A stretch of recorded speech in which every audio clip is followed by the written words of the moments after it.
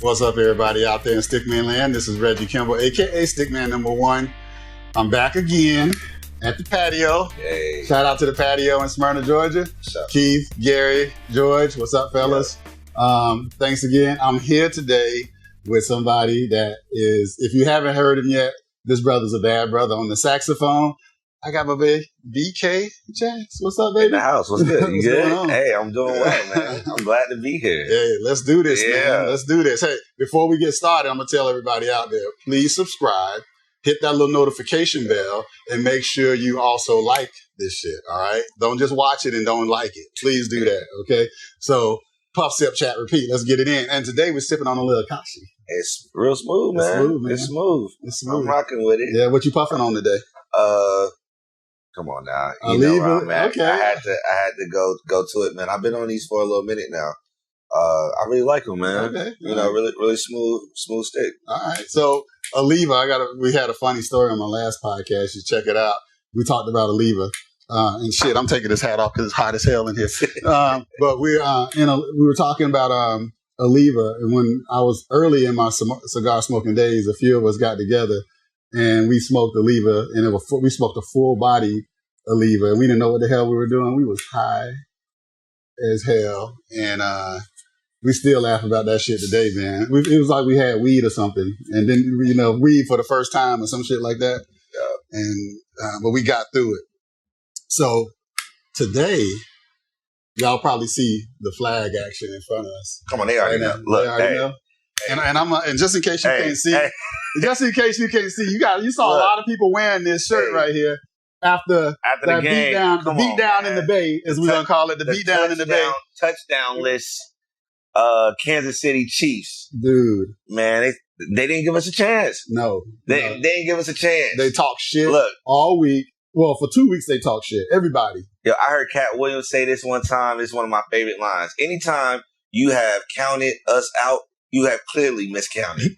Running back one more time. Look, I like that. Yeah, man, we showed up and showed out, man. Yeah. Brady and them boys, Devin White, dog on that defense, man. Dude, you know, die hard. I know you're die hard. Like I came in like 90, like 96, 90, 95, 96. See, I'm gonna age myself a little bit because I'm an older cat. So I started rocking with the Bucks in 1976. I was a little shorty. Day one. Man. We went the first season. My dad and I went to a game. My first season, I was in love ever since. Man. And at that time, I was playing like Pee-wee football and shit. So I thought I was the shit, Oh, I wanted to be Warwick Dunn growing up. You know what I mean? See? So you did. Yeah. So you came up during the WD-40 days. Yeah. So I know Warwick Dunn, you had Bertie Manuel, we had Jacquez Green. And the big number 40. Yeah, come on now. The A-Train. Yeah. A-Train, man. Yeah, all of that, man. Trent Dilfer was the quarterback when I first got into the game on the Bucks. And that was a rough time. Yeah, it was. Yeah. People don't understand, man, what it means to be a fucking Buccaneers fan. They really don't fucking get it. It's like, and I don't think people even understand, like, we had Steve Young. Mm-hmm. We had, I think Vinny Testaverde, I think at one point. Yeah. We had Doug Williams. Yeah. Doug Williams leaves, goes We've get had a some ring. quarterbacks. Trent Dilfer left us, went and got a ring. Trent got a ring. Literally, it was just like, come on. So we won that first one. Yeah. We got robbed. Remember, got robbed the Bertie Manuel catch? Oh, against the Rams. Yeah, against the Rams. We shut down the greatest show on turf.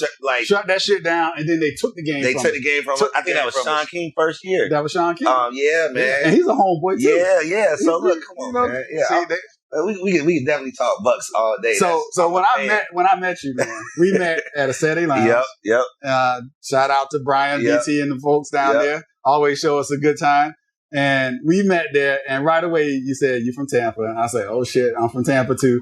And I thought I was a hardcore fan, but you blew me away, man. I thought I'm just a little bit of fan compared to you because you was going deep into the details. But some things you said that I've been trying to tell a lot of people, some of the people in this room for years. I've been trying to tell them that shit, but they didn't believe me. They didn't believe me, but then you came and spit some knowledge that really opened it up, man. I follow it, man. I follow like 5-6 different Buccaneers podcasts. Mm-hmm. Like, so, I mean, I'm watching the games again on Monday. See? Like, okay, see. I'm a fan. I won't watch the game, But I will watch the highlights over and over again on a victory. I can't watch the little. If we lost, I don't watch. It's hard. When we lose, I don't even listen to no football for like a week. The only time I don't start watching and listening to football till like Sunday morning to get the next Sunday morning. Exactly. The only time I'll watch a loss is if I have to go back, like if it's a divisional game, or I went back when we had to play the Saints. I went back and watched both the Saints games. You know, because I just kind of wanted to get a feel of like what the game was going to be and all that stuff. Like I don't know, I be feeling like I'm on the team for real, dude. I be feeling like I'm on the team for real. Hey, dude, I'm right there with you. Yeah. So let me tell you something. I want to get to the game for a second because a lot of people, see, as a fellow Bucs fan, I just got to ask this question. Tom Brady. Yeah. I love Tom Brady. I didn't like him that much until he got there. Now I respect the hell out of him. When he got to Tampa, I was like, he's not a bad guy. Let's give him a shot. But then he fucking showed out. Yo, he did exactly what he was supposed to come to. And to the point now where it's just like, and they said it all year. Bruce Arians was like, yo, it's Super Bowl or bust for us. That's Super Bowl or bust for us. Super Bowl man, or bust. But it was crazy. Yo. The parade on the water. We did a parade on the water. If anybody in the room saw that, we did our parade on the water. We throwing the Lambardi across the water and shit. Throwing trophies. Catch us on the river. But I'm gonna tell you one thing about the whole Super Bowl that I gotta bring it up, and back to the Tom Brady thing for a second. Tom is the man. I have a lot of love for him now. I didn't always have it, but I have it now. I understand. But I think the national media still gave him too much credit for winning that damn Super Bowl. Not the way that damn defense was knocking heads, shutting down Rodgers, shutting down Breeze. Come on. And then shutting down Mahomes. Like, they ran it, and they made pivotal stops. In that Brady went through a stick. Was it Green Bay when he threw the three picks? Yeah. Back to back. But they were like punts, though. Yeah. It was almost like a calculated interception. But it was just like, those were bad throws. So those were horrible throws. He overthrew. Like, each one was an overthrow. Yeah, and it was a little dicey, even though we were up, but it still was like, come on, Brady, what you doing? But at the end of the day, that defense stepped up each time. We got I'm gonna tell you the guy to watch, man. We got dogs. I know what you're gonna say. And if you look at, go ahead. If you look at the team, I have the Super Bowl to Super Bowl comparison for the defense. Vita Vea, hands down, is he is a monster up there. Him coming back really changed a lot. No, it changed everything on that line. I think that's the reason why the defense got so deadly. Because you can't take Sue and take Vita. Like, you got to pick one. And then all of a sudden, Shaq and JPP went crazy. It frees them up to do their thing, man. So it's like, when I look at that, I look at, even though Vita's not the pass rusher that Sapp was, I will still make that comparison. You just got that big guy up the middle. Then you remember we had Derrick Brooks. You know what I mean? That's Devin White. To me. But I think Devin's like next level. No, he's Derrick Brooks to another level. He's definitely 2.0. Exactly. But, I mean, as far as at least having, like, that comparison to Shelton Quarles, you definitely get that Levante David. Yep, I really feel like, man. Winfield. Yo, that's Lynch all day. That's Lynch. Like, that's a good comparison. He comes up and puts he's in the pocket. He'll come he might be Rondé, too. He'll play. No, I'll tell you who Rondé is, and I'll only give him this because I was going to say Carlton Davis was Rondé. For the whole season. I mean, he was my number one or your number one the whole season. Yeah. But Sean Murphy Bunting came up 3 picks. That's true. 3 games. Yeah. And early in the season, the defensive backfield was our liability.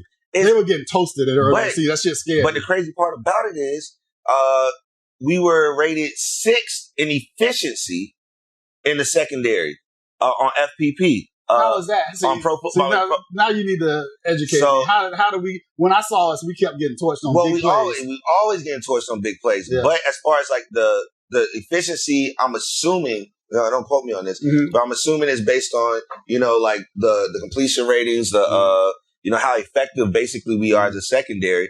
But at a lot of time, what was happening was that pass rush was hitting home. When that pass rush hitting home, it was hitting home. It's freeing up and allowing cats, to kind of fly around and do what they do, man. But I'm telling you, man, we got 3 really good. Everybody's on rookie contracts. I know. 3 really good safeties. So damn young, man. Yeah, man, and that's why I'm just so excited. But I still think we got a window. But I think right now we're in a really good spot. I think our window's pretty long, actually. Man, I don't know, man. I think we got a 3 or 4 year window. I think we got a Brady. With this defense, we have a Brady window. Like, well, that might we be got right. a Brady You might window. be right. You might be right. Like, you might be you know right. what I mean? Yeah. I mean, you could plug any Hall of Famer in there, but like if you would have put in like a Jared Goff or we had Jameis. We know what we gonna get. But Jameis was special in the fact that he threw 30 interceptions. That shit is not normal, man. Yeah, man, but still, dude. I just think like at the end of the day, man, I think we're in a place where I think we'll get back to it. I think so. We'll definitely get back to it. The defense is young as hell. Yeah, that's what I love, though. And Mike Evans is kind of mid-career now. But he's still effective. Still super effective. He's still effective. And the way he plays, he's going to be effective. Tyler Johnson. Watch Tyler Johnson. He is Chris Godwin, the next Chris Godwin. Exactly. Yeah. Which is why I'm just like, if we keep Chris Godwin, I want to keep the band together for sure. But if we let Chris Godwin go, you slide Tyler into that slot. Yeah. And don't sleep on Scotty, though. I was going to say, when AB came in, we messed out Scotty. It fucked Scotty. Tom Brady. Scotty Miller got thrown off. Yeah, Tom Brady has had a Scotty Miller on every Super Bowl. Like it was Julius Edelman or it was what's your other boy? Amendola. Yeah, Amendola. Like he's had a Scotty Miller. But somebody else said on TV that was interesting. The one thing Brady never had with any of those other type of players is Scotty Miller's got speed. Stretch that Dude's field. a burner, man. Stretch that field. He's a burner. Stretch that field. Yeah, he's never had that before. So I got to ask you a question. Mm-hmm. Who's your all-time favorite Buccaneer, man? As a fellow Buck fan, I got to know, who do you like? Man, I know that's a tough call. I think if I had to, I'm gonna go with Sapp. What the? Sapp. I was gonna say the same. Yeah, like Sapp. He's ruthless. You know why I like Sapp? This is the credit I give Sapp. This is why he's my all-time favorite Buck. Because until he got there, nobody ever looked at the Bucks as a team with attitude. Sapp came there and changed how we were perceived because he was nasty. Man, I mean, but he changed everything. Came from the U though. He came from the U. Like when the U was the U. Like you know when you get them boys from that era, when you get them on your team, everything changes. Like all the way down to Winslow. Was that Winslow? He gave that speech. You know, he was like, "It's war. It's war. Yeah, I gotta hit him before he hit me." Then was it Brian Dawkins? Yeah, when he was hurt, wasn't playing in the game, and he was like, they was blowing the team out, and he was like, "Y'all ain't going hard enough." He's like, "Bro, y'all let them score. They should not score." Like it's a different mentality from that era, man. And he changed that. Yeah, and that's what we became. Attitude. Yeah. And one thing, the greatest story I heard about Sapp is on his draft night. You know, him and Derrick Brooks got drafted the same night. They came in the same draft. And on his draft, the first phone call he made, even though they was rivals, Florida State and Miami, he picked up the phone and called Derrick Brooks and said, "Hell, bro, I don't like to lose. We're going to go there and change this shit." Yeah. He told Derrick Brooks, "Let's go there and change this shit." And that's what they changed did, man. They changed what they did, man. It was, those are the days, man. Like, anytime you got a player, you know, going at it with a head coach. Remember, Mike Sherman? Mike Sherman. Put a jersey on. Put a jersey on. That's the guy I want. And I mean, don't get me wrong, I love Gerald McCoy, man. I really love Gerald McCoy. Yeah. I was just like, man, I like Gerald. He's such a good guy. He's a really good dude. No, he's a good brother. You just sacked the quarterback. Do not help him up. Yeah, he's a good brother. But do not help him up. You know how they used to compare him to Sue all the time? But now that we have Sue on our team and you get a chance to really, really watch Sue, I love McCoy, but there's really no comparison. Man, Sue is a monster. I mean, but there's a reason why Sue went over, drafted above him. But I think what was he second? Was he second that job? I think he was second. And McCoy was like third or fourth. Yeah. Like, I mean, don't get me wrong. Like, if they took McCoy, we was going to take Sue. You know what I mean? It was in a place where it was going to be that. But I love Sue because Sue's a dog. Yeah, he's a dog. Sue's a dog. And he hasn't really slowed down. Even at his age, man, he's still going strong. But I think he really benefits from having that talent around him, man. Yeah, he's like those young boys around him making him. I'm trying to tell you, man, it's just like his job's so easy. You know what I mean? And that's how you get the longevity out of the veterans. When you got young cats that can come in and step up and take some of that load off you, it allows you give years to the older guys because it's like, I ain't got to work as hard. That's right. That's why JJ got to lead. You know what I mean? Like, and you said something off camera earlier. You said JJ may come. That might be interesting. I like. That could be interesting. I like JJ to come.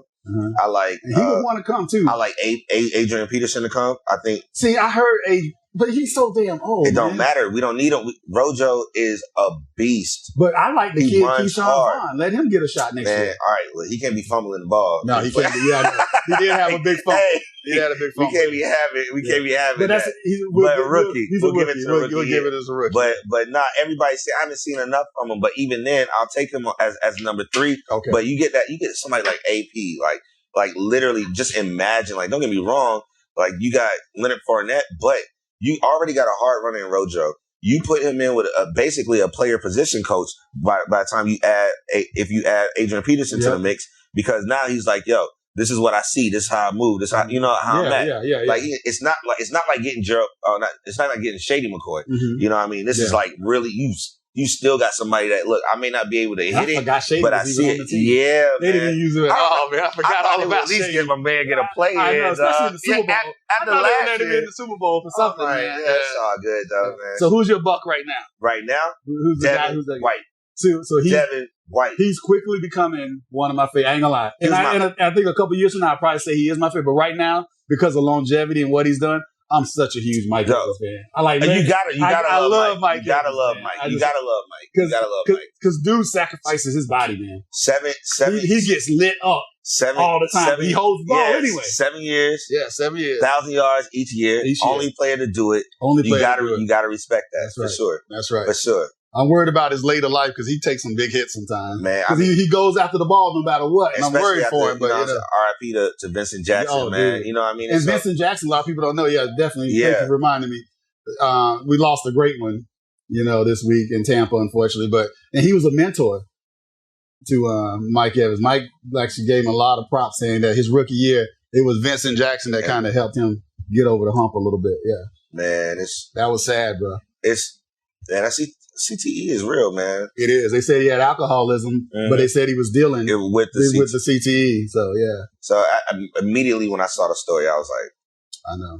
In a damn hotel room by itself. This is not a way for somebody to go out, man. Especially after, you know what I'm saying? I think it started with Junior Seau. Yep. Seau, you know what I mean? So now, it's like, now we get this. I think this is kind of going to be another one of those cases where, people look at it. I mean, don't get me wrong, man, I love the game.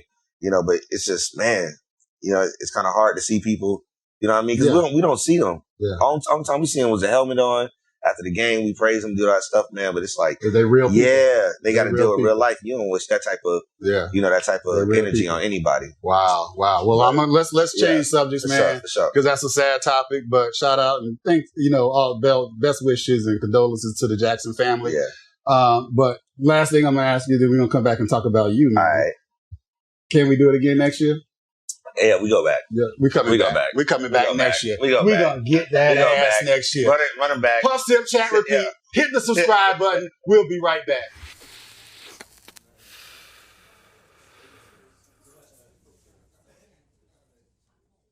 All right, man. So we back, brother. So we met at a Saturday Lounge. Mm-hmm. And I'm going to tell you, the vibe was real chilled. And I don't know what it was. I was telling my boy Stickman Simp off in the corner there. We was talking that night for some reason at a Saturday Lounge was electric. I don't know. It was like a vibe in there that night for some reason. When I came in there, the vibe was going crazy because I had just finished a show. Yeah. And I'm like, you know what? It's right down the street. I'm just going to go just pop in for a little minute. So let me tell the story. I'm going to tell everybody out there about this dude. So just in case you didn't know, BK Jax, this dude is one of the baddest saxophone players I've ever heard in my life. Appreciate it. He came in and said, the vibe was, another band was playing. I can't remember the name of the band. It was, I think it was Majesty. Yeah, they were playing. They were getting down, doing their thing. We were having, the vibe was strong. You just came in there, I think, just to kind of chill out, had a cigar, and they saw you, and they was like, where your sax at, man? Where your sax? So you went back out to the car. Got the sax. Came back in and blew that shit up. Hey, man. He rocked it. He blew that shit up, man. I love music, man. Yeah. I love it. Been playing, I started playing when I was 11. Mm-hmm. I tell everybody, man, I'm a product of the public school system. Okay. Talk to me about that. I went Tampa, Florida, Progress Village Middle Magnet School. Progress Village? Okay. Yeah, man. Okay. And there, man, Steve Hoffman was my band director. Uh-huh. And I got there. They had this thing called a wheel. So basically, you got a trumpet, you got a clarinet. Mm-hmm. And it was a performing arts school. So I knew I was going for music already. And you were 11 at this time. I was 11. And you hadn't touched the instrument before then. Well, I've been playing drums. So my pops is, my biological father was a preacher. Mm-hmm. And so I'm a preacher's kid. Mm-hmm. So shout out to all the PKs out there. Yeah, okay. You know what I mean? Some wild boys. Y'all some wild boys. Look, I don't know which stories are greater, the church stories or the tour stories. But man, that's like, a whole nother podcast right there. A whole nother one. But long story short, man, I didn't know anything about, I came because I went to play drums at church. Mm-hmm. Like, grew up listening to Kirk Franklin, grew up like all of that, Kurt Carr, mm-hmm. John P. Key, like all that stuff. Yeah. And I was like, man, that was it. I didn't know nothing about secular music at all. Mm-hmm. I just knew that I was going to play drums at church. That's it. That's what you were born to do. Yeah, teach at that me moment. How to play drums so I could go play at church. Okay. Like, I was the kid jumping on the set at the end of service. Okay, messing around. Yeah, can't even put my feet on the pedals and sit on the stool right. So when I went in there and it was like, yo, we're going to teach you snare drum, or we teach you the bass drum and xylophone. I was like, no. See, look. I'm supposed to play at church, so I need y'all to teach me the set so I go play at church. Ain't nobody come here to play the little snare drums and marches. No. I'm trying to play at church. Mm-hmm. So that it didn't happen. So it was like, I don't want to do that. So I went home, asked my mom, yo, can I learn another instrument? And she was like, by this time, my dad had passed when I was 2, and then my mom remarried somewhere around like 7, 8, mm-hmm. and like this guy, I never felt like a stepchild. Ever. He introduced so much to us.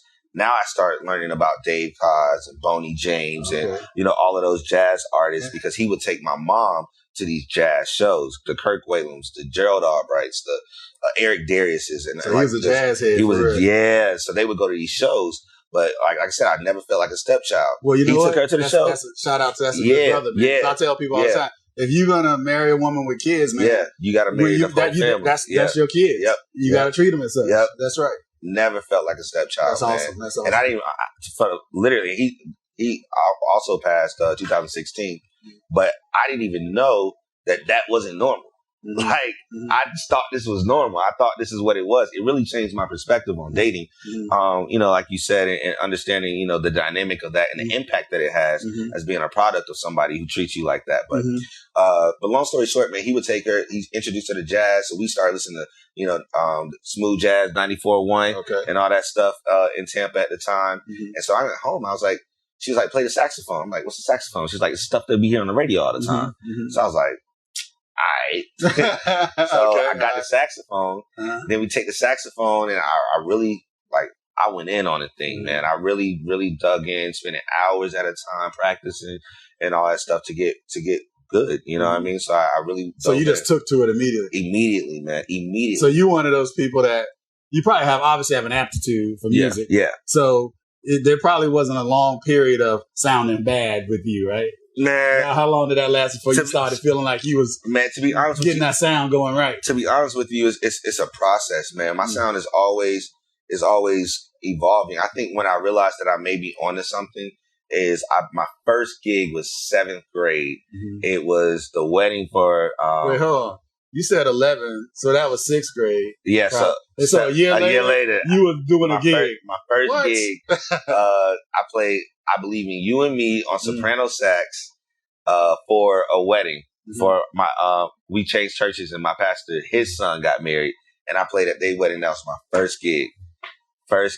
Did you kill it? Yeah, I mean, they liked it. I mean, I'm curious to see what I sound like then versus now. But it was good enough. And I said, you know what? I want to do this. I remember being in the garage and telling my mom, like, man, I want to do this. And I hope that God allows me a chance to do this. And literally after I said that in that garage, the phone started ringing, and it's been like that. People calling you to play? To come play everywhere, man. It was crazy, man. And So you weren't just a little bit good then. You were really good at a young age. I was like the prodigy. I was the marquee talent in clubs that I couldn't get into at 14, 15, 16 years old. Wow. Yeah, like it was, hands down. I was on the And radio. what were you playing? Just playing like R&B, I would play all the hits, all the stuff that they. And it was me leading the band at 14, and like at that, I had to change. You were leading the band. Yeah, I had to change bands because I had a band with all my friends, and I had played this festival, and the guy came up to me and was like, "Hey man, I book at this club. Do you have 3 hours worth of music?" At this point, I only knew 6 songs. Okay. So I told him, I said, "Yeah, man, we can do it, no problem." I called my homeboy. I said, "Third." I said, "Man, I just met this guy named Mike. Mike wants to book at this club. He said I need 3 hours worth of music. About how many songs is 3 hours worth of music?" He was like, "Somewhere between 30 and 40. You should be straight." You were like, "Oh shit, I got a lot of work to do." Moment. Yeah, Yeah. I got a lot of work to do, man. But I tell everybody, when it comes down to opportunities, like if you believe in yourself, lie. Yeah. Take the opportunity. Push yourself. Because if I had never got into that realm to do that, that opened the door for me to get on the radio because I didn't know that the radio was hosting that night. The jazz radio station was hosting that night. And then every Thursday night that I was there, they would blow it up. And before you knew it, the place was packed every night that I was there. Every night. And that led to other stuff. And then, shoot, like 3 years after that, I'm opening up for Tony Bennett. And then after that, I'm starting to headline jazz festivals. And this is all before I even got to college. You know what I'm saying? So it was like, it was a run. Like, but I learned all of that by not knowing. This is all in high school. Yeah. You were in high school doing this damn thing. I knew nothing about the saxophone.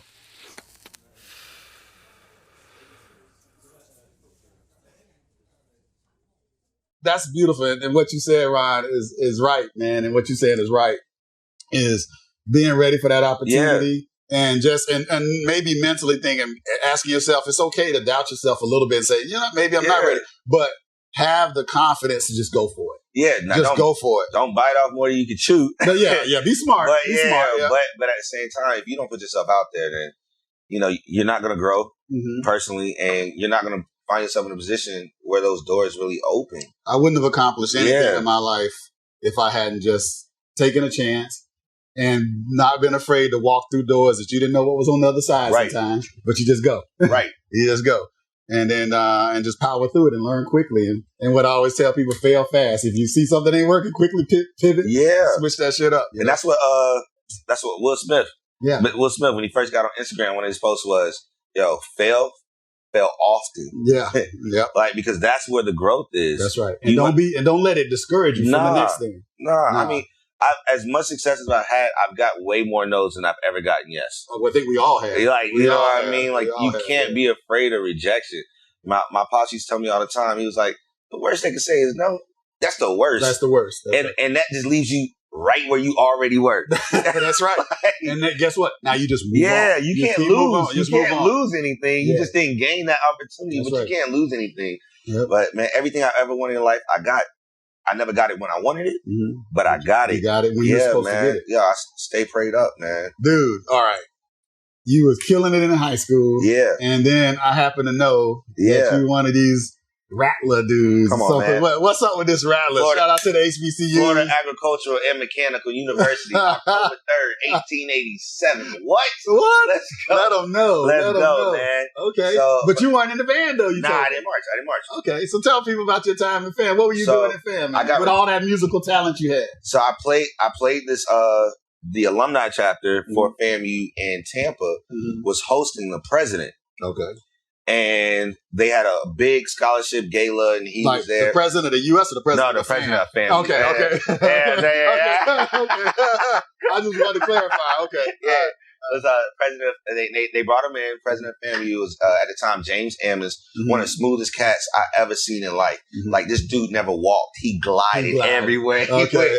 Like, just one of those dudes. Yeah, one of those old I hate dudes like that because I've never been that smooth. Yeah, I've never been that smooth. Smooth, real charismatic guy. And I wound up playing at the function. They had hired me to come in and play. I was still in high school. And he was like, on the spot, I'm going to give you a full ride.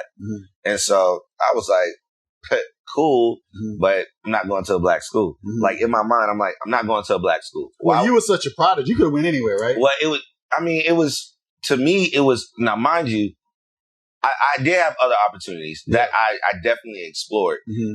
But for me, my mom and my biological father, both Bethune-Cookman graduates. Okay. And my shout out to BCC. Hey, we got a Bethune-Cookman grad in the house. Stick man self. Yeah. So my father went to BCC. Okay, so you know what it is, man. So it's like, so I wasn't a stranger to the family rivalry, but I was like, even if I was going to a black school, it was going to be Bethune. Mm-hmm. You know, so you already kind of made up your mind, yeah. So it was like it wasn't the run, man. So I got into UCF, and I mean, mind you, like I'm playing it and I'm doing all this stuff, but like I'm graduating high school like a 5.7 GPA. You know, I was very active and involved in a bunch of different things. I had scholarship after scholarship after scholarship, and then performance scholarships. Wow. You know what I'm saying? So it wasn't like, so you didn't have to pay for like nah, man. Okay. No. They gave you money. Yeah, I like that. I like that. You taking advantage of that talent, brother. So when I got to UCF though, they weren't giving me enough money. Okay. And I'm like, well, fam is giving me a full ride. Why would I pay for college when I can get a full ride? Yeah. So I went to fam thinking like, I'm smart, I'm talented, I'm the man. Like, yeah, why I don't like. I want to say I felt like I was better than, but like I went there with I was overly confident. You know what I mean? To a point where like I shouldn't have been that confident, because when you went to fam, you were overly confident. Yeah, because I was like, how did that hurt you? Well, I mean, or impact you? What was the impact of you, that confidence? My first day, my first class, I met people smarter than me that were black. Okay. Like I met like my age. Like I'm thinking like I'm the monopoly. You think you the shit? Yeah, like there's like. Man, I met so much. This is what I learned at FAMU. I learned that black people are diverse. Like we are so diverse. And I hate when people put us all in the same bucket. I hate that, because we are very diverse. Yeah. It was going to FAM was the best thing that ever happened to me, hands down. Like literally best decision I ever made in my life. Moment. Yeah, man. Because I built friendships at college during college that to this day, when my other friends come around and see, it's like, man, you know everybody.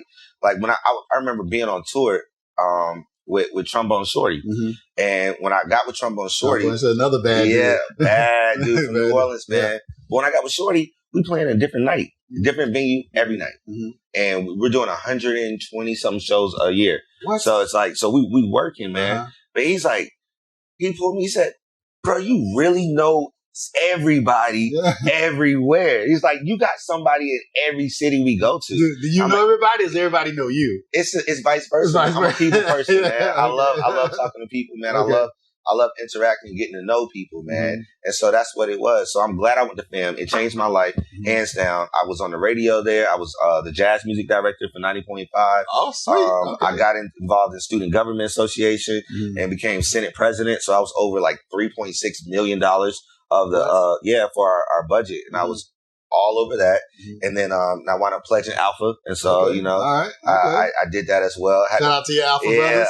All day 06, and I had to follow in my pop's footsteps. And so that's what it was, man. And in my sophomore year, I get a call to go on tour with Prince. And so I toured with Prince for 4 years. Dude, how was that? Tell me about that. Man. Tell everybody about that. You were on tour with Prince. Killing it on the set. Yeah, man. It was. And Prince is one of my absolute all-time favorite musicians. Man, what's crazy is I wasn't even a Prince fan. Really? Like I told you, I grew up in a church. My last name Jackson. Nobody listen to Darling Nikki like, at 8. Yeah, that's true. That's true. That's true. You know what I mean? So like, I hadn't even seen Purple Rain. Like, all I knew was like, it was even the first time I met Prince, I didn't even realize it was Prince. So like, we were at Paisley Park, and he got us there, and we were waiting forever. And how did you even get connected? Like, did he reach out to you because you had already started making a name for yourself? I had a friend of mine that I met in the jazz world that got the call that Prince wanted to put together a young, dancing, energetic, but talented horn section. And so I said, all right. He was like, yo, you want to do it? Yeah. And like, my mom told me not to go. She was like, Prince will always be there. And I was like, what else were you doing at the time? I was at school. Oh, I was at school. Yeah. Okay. So I'm going into my junior year. Oh, wow. And so she was like, Prince is always going to be there. You always going to have opportunities. Man, that's Prince, mama. Look, that's Prince. and I have so many mentors that have played with Prince, from Mike Phillips and Najee. Like the stories are real. Like I was like, I was so curious. I said, you know what? I'm going to go out there just for 1 week, kind of see what happens.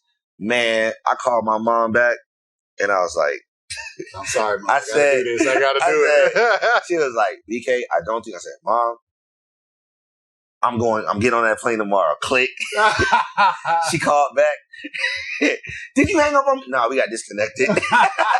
Like, I was going, man, and I'm going to pause you right there. Yeah. I want to hear more about this. I got you. Because this is crazy, man. I got Prince, you. Come on, man. I got you. Hit subscribe, y'all. Sick Man #1. I'll be right back.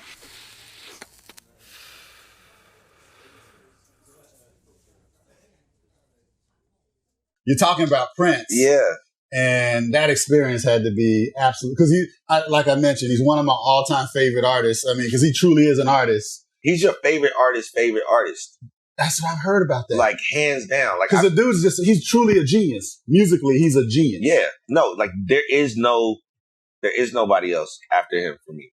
I went in a Michael fan. I left, like, I get it. What's that like playing with him, man? Prince, man, I'll tell you the first night. Okay. The first night we were there, we were going over music. And this is before you actually started the tour and everything. Yeah, this was just night one. Got off the plane, got to the hotel. We show up to Paisley. We do the whole rehearsal. We got there like 12. It's now midnight. And he's like...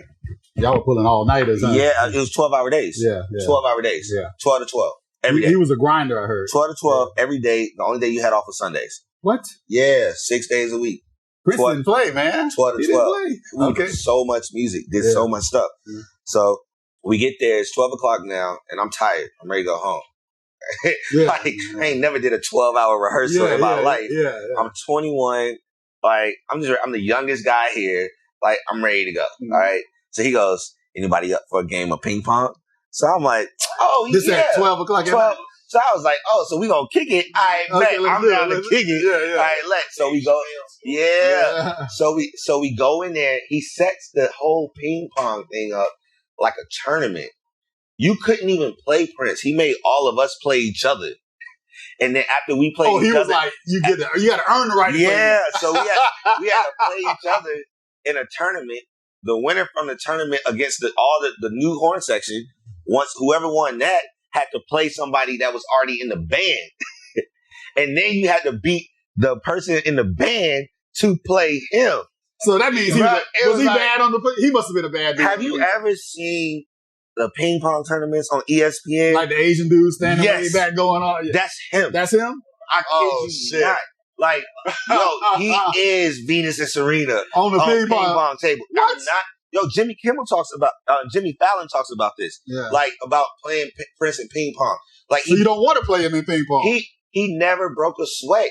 He just sat there and just pop, pop, pop. And do like, total, boom. Like, behind the back, woo. Like, I'm telling you, this dude is incredible. Like, I was like, oh, you play. Wow. Got it. So nobody ever beat him, I'm assuming, in the band. Unless some other dudes are bad too? I haven't heard the stories where anybody has beat him, but I'm sure he's gotten beat. He just buries those stories. You know what I mean? But at the end of the day, man, it was cool. And I heard he could play hoop too. People say he could hoop. So I never played him in basketball. You understand? Like, by the time I got there, he was like 50 plus. Yeah. You know what I mean? Slowing down a little bit. Yeah, you know what I mean? Yeah. Prince is never going to put himself in a position to look bad, all right? So he never played, man. So we playing ping pong. That took 2 hours. Okay. So now it's 2 o'clock in the morning. Yeah. So he leaves. This is night one. Night one. He leaves. He comes back and says, do you guys want to jam? And I'm like, no. We've been playing music for 12 hours. I was tired 2 hours ago. Yeah. But we was going to play ping pong. I'm not trying to go back to play music.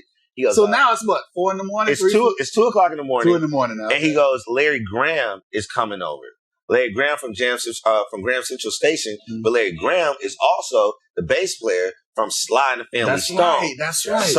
So Larry Graham comes in. So you can't leave now. Nah. You can't leave. But I don't know who Larry Graham is. And I damn sure don't want to play another... No, I don't want to jam. Like, I don't know who this guy is. Yeah. I don't want to jam with him. Yeah. I appreciate it, but I'm still in Michael mode at this point. So, like, Michael Jackson's converted. You haven't been converted yet. So I'm like, I appreciate it, but like, I'm tired and I'm ready to go. Y'all want to jam? Yeah. No. So we jam. Larry Graham plugs up the bass. And as a musician, you're probably, oh shit. Who is this dude? Yo, who is this guy? I'm thinking this is some charity case. Yeah. Yo. So that was my first education really to old school music. I knew the hits, but I didn't know the stories. Mm-hmm. I didn't know the legends. Wow. And that was my really first like introduction. And at this point, because I've been in studio with Bootsy Collins before. Mm-hmm. You know what I mean? So it was like, so I knew that, but I didn't know like, yo, there's Bootsy. Like, so basically what we know as slap bass, which is really, it's called thump bass. Mm-hmm. That Larry Graham invented that. Wow. He invented that. This guy has written, I mean, all the songs from Sly and the Family Stone. Like, dude is killing, man. So you out now? Is this where were you at? What city was this out? Minneapolis. Minneapolis. Yeah, We jammed till 4 o'clock in the morning. Night 1 till 4 o'clock in the morning. Prince hopped on drums. Prince hopped on keys. Prince hopped on guitar. And Prince hopped on bass. Night 1. We just jammed. You were probably saying, what the fuck? It was, bro, I was so far over my head, man.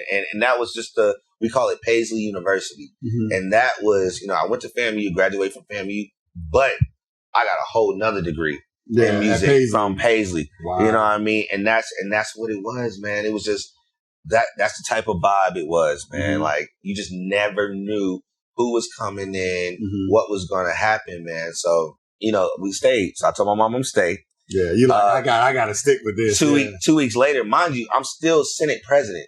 So I'm still responsible for $3.6 million at FAMU. But you're not even. I'm not even. So they impeached me. Wait, hold on. Time out. They impeached you. They impeached college presidents too? They impeached me from my office, or tried to. Okay. So SDA was like, it's really like some House of Cards stuff. I ain't gonna lie. Like, it's really like political. Like in college. And wow. it was SDA at the time was really ran by Greeks. Mm-hmm. So I had already crossed Alpha at that time. The Deltas, who, I mean, if pound for pound, if you look, Alphas are the males. I think the Deltas are the female version of us. Mm-hmm. You know what I mean? Like, the Deltas were there. The Deltas was trying to get me out of office so that they could take control of SGA. And then they could run all the money and funnel it to wherever, like, their clubs and their organizations and things like that. Mm-hmm. And then get the recognition for doing stuff for the school. You know what I mean? They just wanted the power. I wasn't going out like that. Prince sent us home. Ironically, he sent us home that weekend. Mm-hmm. That weekend, I got my mom on my back telling me, look, I know it's out there, but I haven't been paid yet. Mm-hmm. So I've been out there 3 weeks, haven't been paid. School just started because it was in August. Had they told you even what you would be paid at that point? Nothing. So you just out there on faith. Yeah. I got mentors. But it's Prince, though. I got mentors, and my mentors who had played with him before said, don't bring up money. If he asks you what you want, let him pick the dollar. Like, you don't bring up money. Because that's whatever. the quickest way to get put out, huh? No, it's not even that. You're going to undercut yourself.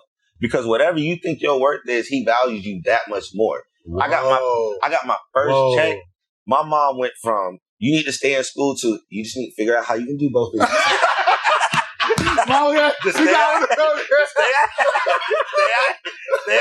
Stay out there. You know what I mean? Do that. Don't forget about school. You know what I mean? But work it all out. Man, so that's what it was. But at that point, my degree is in music industry and entertainment. Mm-hmm. But at that point, I had finished the majority of my music classes. Mm-hmm. I'm now working on the business aspect of my classwork. So I'm in SBI, School of Business and Industry at FAM. Mm-hmm. It's a very cutthroat, no nonsense school over there. I got 18 hours I have to do over there. This teacher wrote me. I signed an NDA, so I can't even tell her what I'm doing because we ain't played yet. Yeah. I'm just, look, I got a big opportunity. I don't know. I'm one-way flights too. Mm-hmm. We don't get round-trip flights. Yeah, because you get one-way flights. I don't know. You'll get a flight back when I'm done with you. Yeah, like, I don't know when I'm coming home. Wow. So I'm telling her, I'm like, look, Angela Murphy, Dr. Angela Murphy. Mm. I said, Dr. Murphy, I got a big opportunity. I don't know when I'm going to be back. I'm like, I can't talk about it, but, this is what I'm doing. Yeah, I'm just trying to keep up. I was hoping you could work with me, blase. Now, the disadvantage of being at HBCU at this point is, as far as online classes and that being integrated into the curriculum and the structure of the class, we ain't got there yet. Yeah. So, there was everything you got to be present for. Mm-hmm. Long story short, man, it's October now. Mm-hmm. I beat the impeachment. You had to beat. Now, did you get like a college attorney or something? How does that work? You have to defend yourself? Or I what? literally was at the next meeting because Prince sent us home. So that next meeting, we had meetings on Mondays. That next Monday, I think I got home on that Sunday. That Monday, I was at a meeting. I said, look, I know y'all voted to impeach me.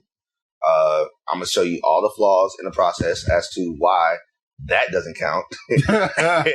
And I said, look, I'm not going anywhere. I'm not going to get removed. I'm not leaving office. So this is where I messed up at. And I think I learned so much in that moment because I learned that to be a leader, you have to have the common touch. Like, people like working for people that they know. Mm-hmm. So you can be the CEO of a company, but if your entry level workers feel like they know you or feel like they see you walking through and it's like that you're tangible, that you're, then they want to work for you. And that's what I didn't have. There's this poem that says, can you walk with kings and keep the common touch? And I lost the common touch because I was so focused on trying to get, my feet cemented in this, that I neglected that, thinking that, if I just put the right people in position, delegate the responsibilities, that it would be there. And I didn't build the relationships because school had just started. So they don't know me from nothing. You know what I mean? Yeah. Everybody coming in just got voted. This their first time, coming into SGA. You just this mythical guy who's not even around right now. Exactly. Yeah. And that's what it wound up being. Yeah. And so I had to apologize and accept my place in that process as to, what kind of led them astray. Now I got Prince money. So I threw this big social at the crib. And it was like, look, let's just get to know each other. And they're probably like, you cool now. And we roll from there, man. I tell people, even I've been in corporate America my whole life, and I've had a lot of different business mentors, and I've listened to a lot of the high-level CEOs speak. And one of the things that Jeff Bezos, actually, of Amazon said is that the most underestimated value of any leader is likability. Yeah. People think that, you got to be this big asshole to be a leader. No. People will follow you with a little bit of likability, man. Relatability. It's so important, man. It's so important because, we're humans. Emotion is one of the main things that drive us. We make emotional decisions all the time. You hungry. What do I have to taste for? Yep. You know what I mean? That's an emotion. I'm hungry. Right. That's right. You know what I mean? What do I have to taste for? Like, if I want pizza or if I want a steak and lobster, like, I'm emotionally driven to one of those senses. And that's what we make those decisions all the time. So when you like somebody, you have that emotion in there, it definitely helps people kind of go and follow you in that light, man. So I'm grateful that I went through that process. How long did you stay with Prince? 4 years. 4 years. So you toured with him for 4 years. I toured with him, man. How heavy was his tour schedule? To be honest with you, I didn't know how easy it actually was. Okay. The rehearsal schedule was crazy. But, so mind you, I told you because you practice hard for game night, right? Just like an athlete. So we did 3 shows at the United Center. We had done all this stuff, but I still was kind of scared to tell people what I was doing. But now it's October, and we were doing Jimmy Kimmel in LA. Oh shit! So I emailed my teacher, Dr. Angela Murphy, and say, "Look, Dr. Murphy, everything I can tell you right now, just tune in to Jimmy Kimmel Tonight." You'll see. It explained everything. Man, she was so happy for me. Oh, she had to be, man. She said it was a long email, man. Look, you're in an amazing position. I love Prince. I love the opportunity that you're doing. Not just going through. In the last paragraph, I'll never forget. It said, "Unfortunately, this is not considered school business, so you cannot make up your class." Yo, and she failed me. Oh my, no. Yo, I was like, look. Dr. Murphy, why you do that to our boy? And why you do that to our boy? She failed me because technically it wasn't school business. It was a personal endeavor that I was doing that just happened to make school look She was good. By the books. She was going by the books. Man, I respect it. I got to respect it. Yeah, but I had to take a class again, boy. I was like, sheesh.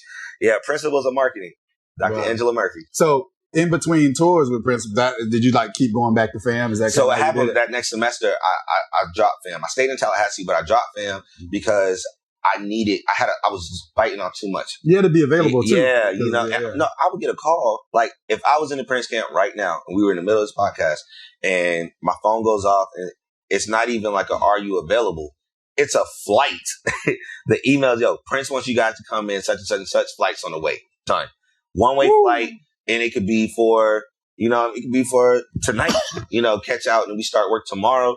Hey, we got a show tonight or something, whatever, right? Yeah, and it was like that. But I mean, dude, we played shows. We played George Lucas's wedding reception in Chicago. George Lucas? Dude, everybody was He there. had Prince play his wedding reception. No, his wife. His wife had Prince. He made a sister. That's right. He is married to his sister. He made That's a right. sister. That's right. So she was like, she said, yep, guys, we got, what's the guy, what's his name? Is it Harry Bonello or something like that? One of Dave Belafonte? No, it wasn't Harry. It was like another artist, some old school artist. Uh-huh. And then the curtain came up and I saw all the celebrities that were in there. Oh, you probably saw everybody. Everybody was in there. I was like, I mean, the security was crazy, but I'm like, once again, I ain't watching no Star Wars. So, but guess what you get to say? Like, guess what you get to say? I'm going to give you something. You might have said this already. You get to tell people, I got a little Star Wars money. Yeah, I got a little Star Wars money. You literally got a little Star Wars money. So the crazy thing is that was just like an hour and a half set. We killed that set. So we sound checked earlier that day at 5:00. There was rumors that we may or may not be doing an after party. So I'm going to get you on the after parties right now. Oh, shit. Every show was followed by an after party. So we would do a concert that'd be 3 hours. Do we need to tell people to put the kids to bed now? If you watching with your children, put them to bed now? Okay. We won't go that deep. We won't go that deep? Okay, all right. We'll say some of these stories for off camera. Okay, all right. I'm going to hold you to that. I got you. I need to know. I got you. So the model was you do the show. So you're in the arena, you knock out the show. 3 hours. Boom. Right. That's 8 to 11. 11 done. About 1:00 a.m., we're starting the after party. That would be somewhere like a House of Blues, a place that usually held about maybe 400 or 500 people. Mm-hmm. Standing room only, pre-COVID. Everybody's squished in like together. This. Yep. You know what I mean? And so everybody's just in there just having fun. I mean, the crowd is ready. That night, we played Chicago. We started at 1:00. We didn't finish till 4:00 in the morning.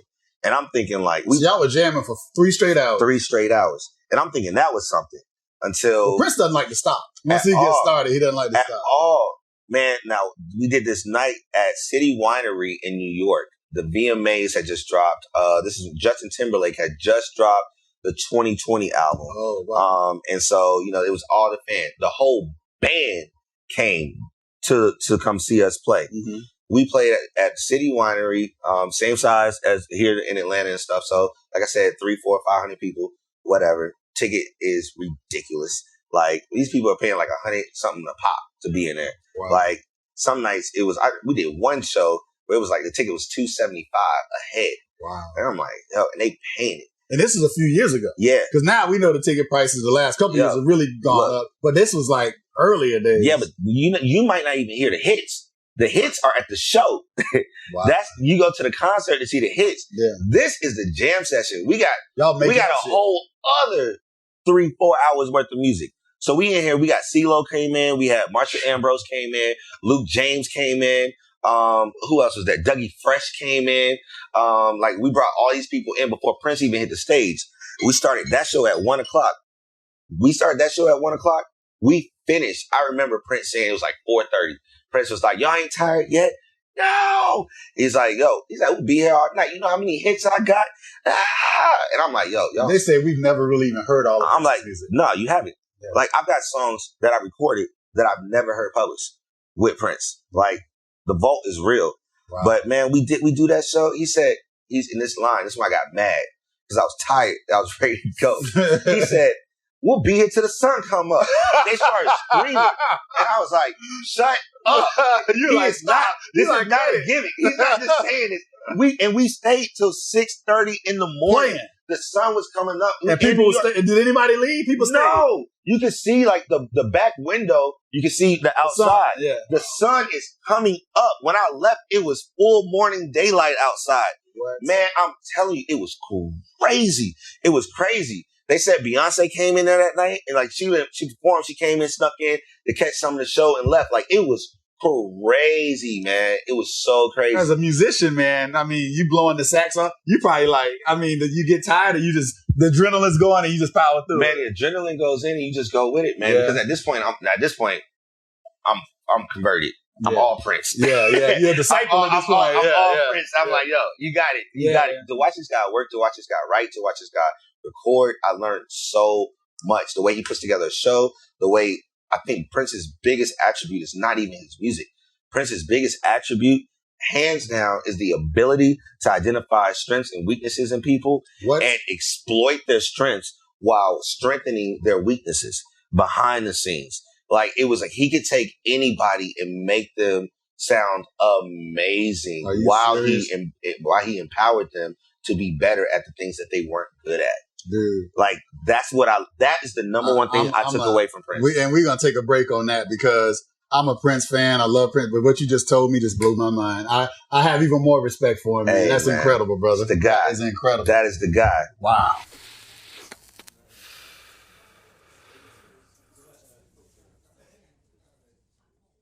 Dude, some amazing stories about my man Prince, one of my favorite artists. Is it safe to say he's one of your heroes when you think about musically? I think he is the guy. He is the hero? For me, he is the guy.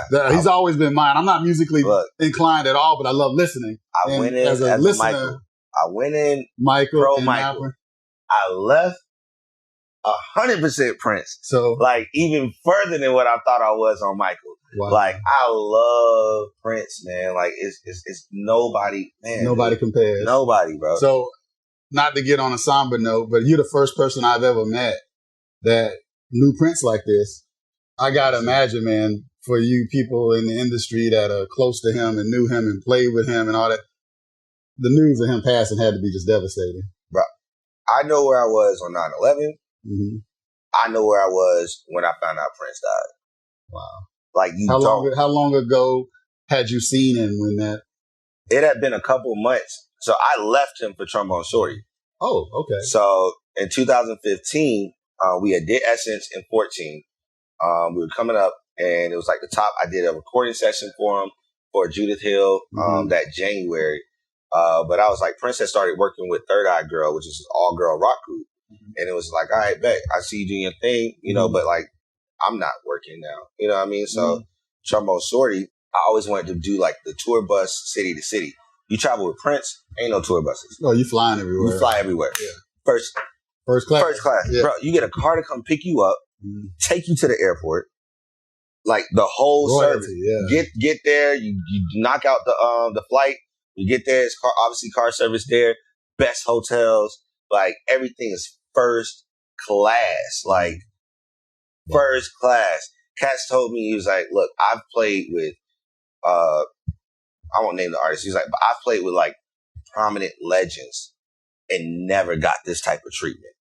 Like, this is not no normal stuff. Yeah. This dude he appreciated the artistry in individuals. He made sure you guys were taken care of. When you end.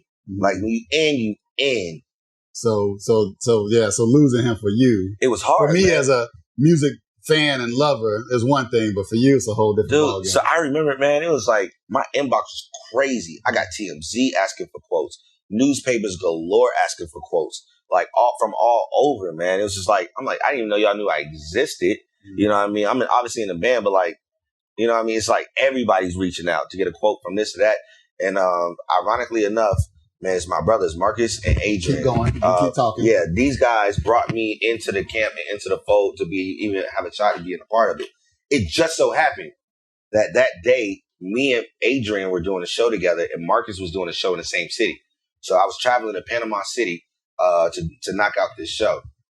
And we hadn't been together since I was with Prince. They stayed. I left to go do Trombone Shorty. And we, all three of us, like, to this day, I mean, we talk, we got group chats. We talk maybe like 3-4 times a week, like on like FaceTime, like us three, like those are my guys. So it was just like, we hadn't been together since we were together with P. And ironically, we are here in Panama City now celebrating P. You know what I mean? Like, it was weird. It was really weird. But that day, man, I was there. I'm going back to New Orleans because it's during Jazz Fest in New Orleans, and I had to play at the festival like the next couple of days or something like that. Man, I'm there, man. I'm driving. I'm listening to Steve Harvey Morning Show, and Steve's giving his stories, and they do Sign of the Times, and then they cut from Sign of the Times straight to the guitar solo for Purple Rain. So it's the next day, and I lost it. I'm driving for the next 2 hours. I'm booing, like boo-hooing. Like, I was this close to even pulling over. I couldn't stop crying, man. Like, and we did a tribute for him at the Target Center in Minneapolis, where the Timberwolves play at. Mm-hmm. It was 5 hours. Mm. We brought out everybody. Stevie Wonder, Shaka Khan, Luke James was there. Your girl from the Pussycat Dolls was there. Man, it was so many people. It was a 5-hour tribute concert. And we got to Purple Rain, and the band started it, and they had his vocals, mm-hmm. They had his guitar solo, and then, towards the end, just slow chords from Morris, who was a director, not Morris Day, Morris Haynes, mm-hmm. But he was the MD for the stuff, been with P since 80 something. And we all get to the front, man, that P said, and I love you. Like, everybody was boo-hooing. Wow. Like, it was just like, man, dude, like, who else? Who else could do that? Who else do you have to replace this guy?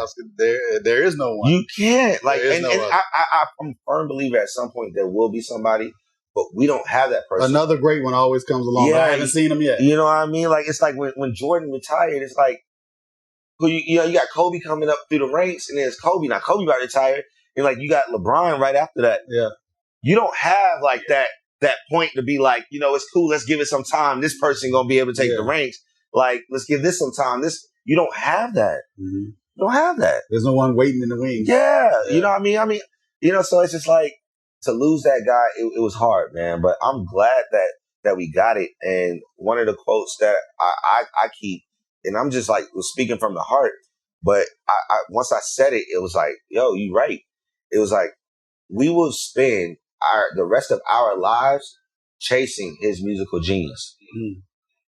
He left that much. That it's going to take the rest of our lives to just chase it. Not catch it, just chase it. And the fact that you're saying that, man, and I'm sitting here looking at something, I'm going to rattle it off. Yeah. Because what you're saying is beautiful, and I agree with you.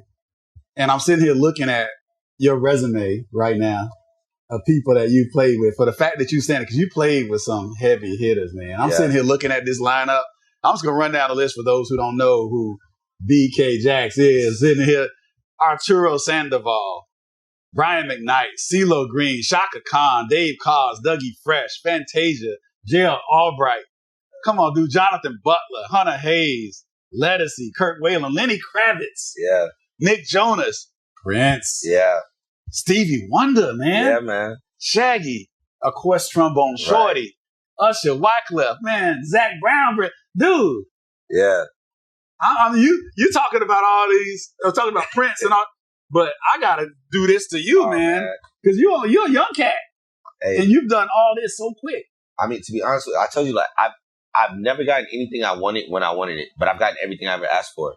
I had a chance to, the only person I haven't updated that, but I was able to be in the studio with Bruno Mars when he was recording. Come on, man. Come on, dude. When he was recording the Bruno is a bad dude, the 24K, the 24K album. Were you on that? Were you playing on that? So I'm on Pern. Okay. So now, let's put it this way. I recorded Pern. Wow.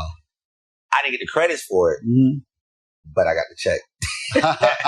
So it's just how the cookie crumbles sometimes. But man, but at the end of the day, man, you got some people. Man. I'm just looking at your lineup, man. It's impressive, blessed, man.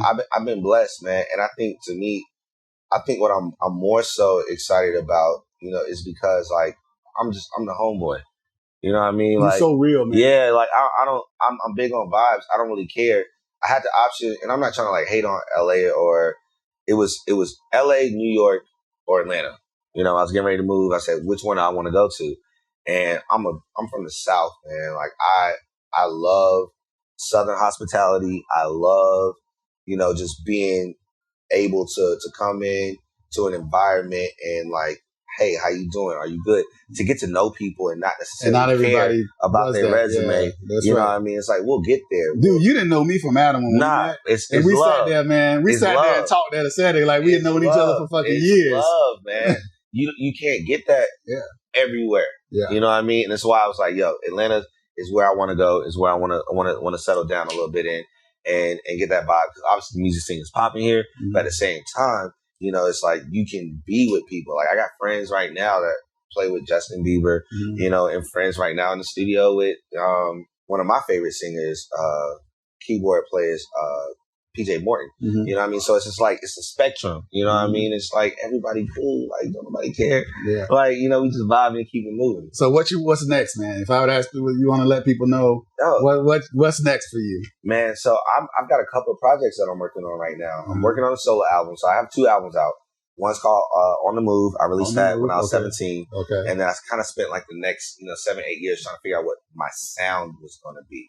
And you hear a lot of musicians always talk about like, yo, I'm working on my sound. I'm working on my sound. And something that's unique to you. It's a fingerprint. Yeah. Like there are records that come on, like the real classic records, that before you even hear Luther Vandross's voice, you know this is a Luther record. You know what I mean? Like it's got the feel.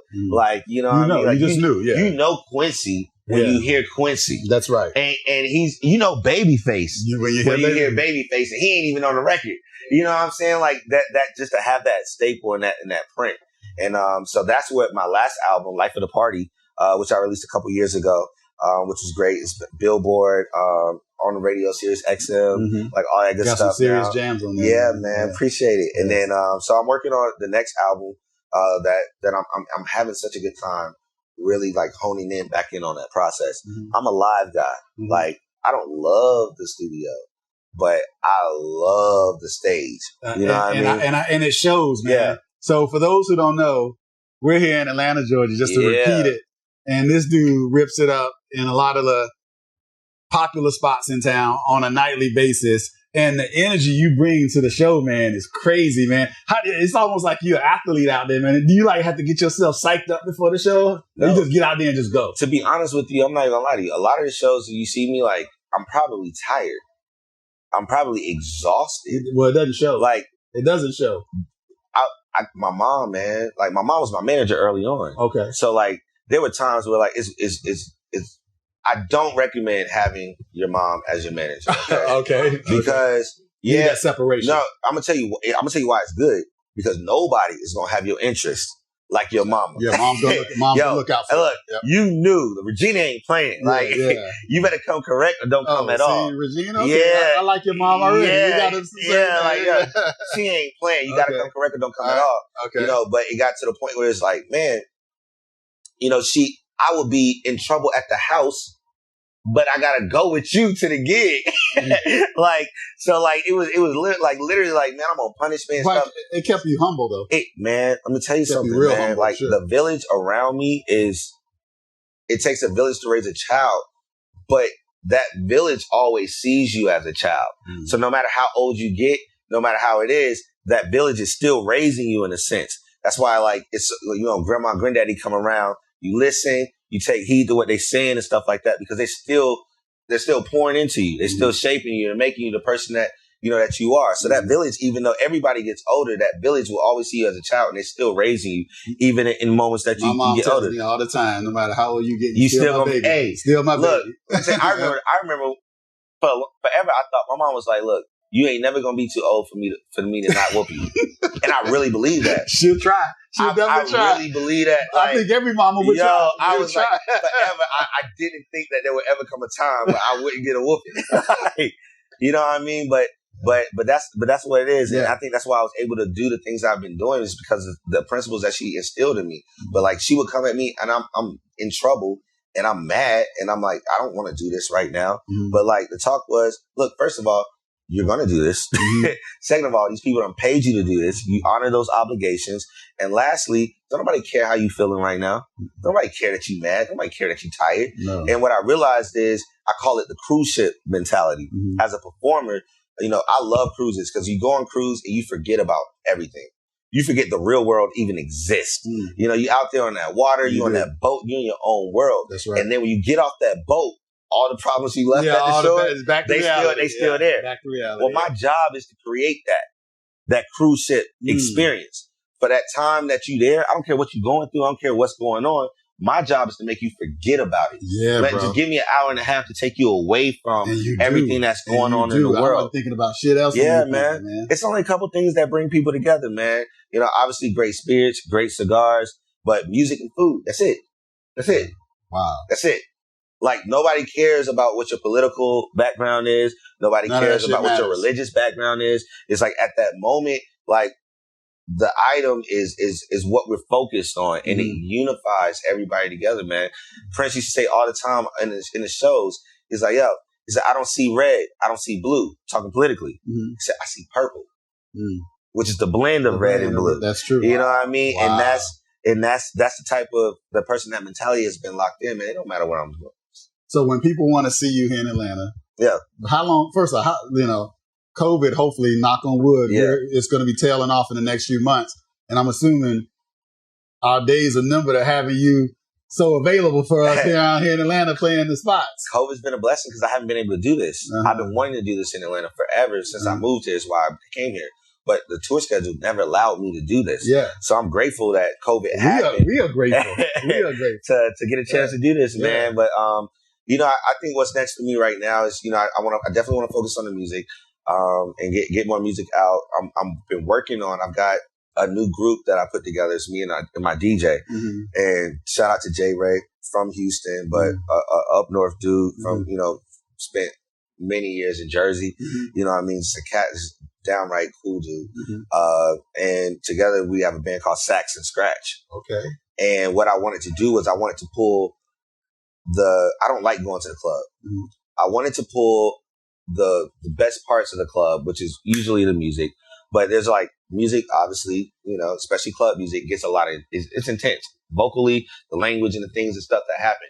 But if we take that out and we keep the beat, and now I put the sax on top of that and we ride out, we soften it up a little bit because the sax takes out some of those, words and stuff like that. But you now get you still got the jam going and the bass line. Now you get the live element to it because now you get a live performance.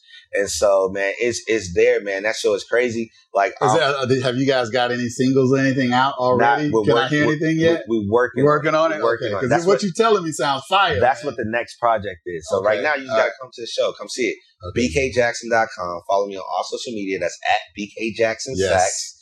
And I'll tell you, what I'm doing and where I'm at. I'm usually playing, anywhere from 15 to 20 shows a month here in Atlanta. So just come out. You're a busy dude. Come hang out. And he played last night, and he's right here puffing.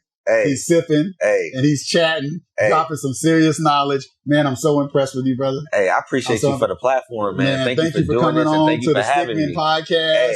For those who don't know, again, BK Jacks on the sax. This is the man. So I'm Stickman number one. We're about to get out of this, but we ain't finna go home. We're gonna keep on pumping and sipping. We're not done yet.